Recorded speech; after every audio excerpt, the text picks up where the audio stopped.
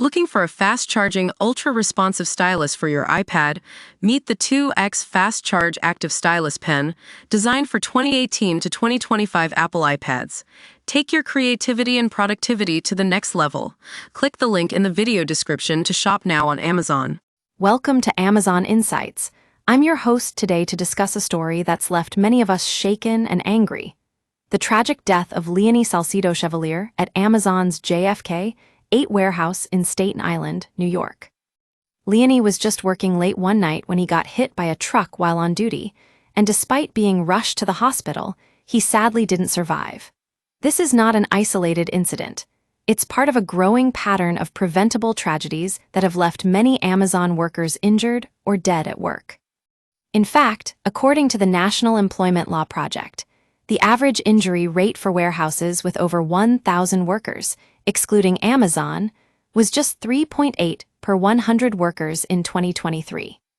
But Amazon's injury rate is a staggering 20.6 per 100 workers. That's more than 5 times higher than the industry average.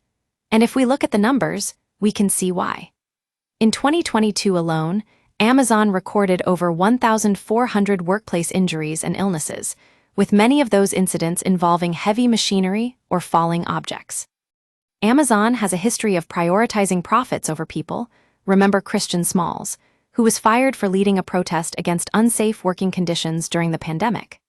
The Amazon Labor Union, which JFK 8 workers elected to represent them 3 years ago, has done nothing to prevent this mounting toll of injuries and deaths. In fact, just last year, ALU merged with the Teamsters, an organization that's been accused of embracing Trump's fascist nationalism.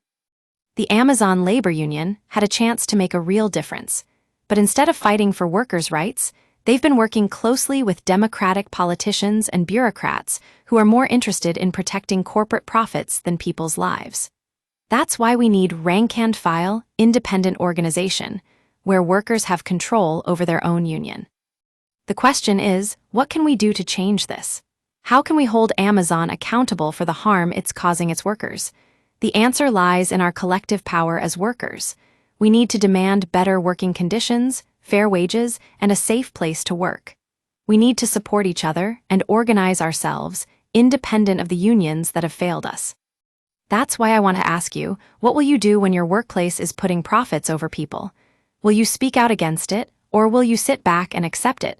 The choice is yours, but one thing is certain: we can't keep relying on empty promises from the unions. We need real change, and that starts with us. Join the fight for a safer, fairer workplace at Amazon Insights, WSWS.org/workers. Together, we can build a better future for ourselves and our fellow workers around the world.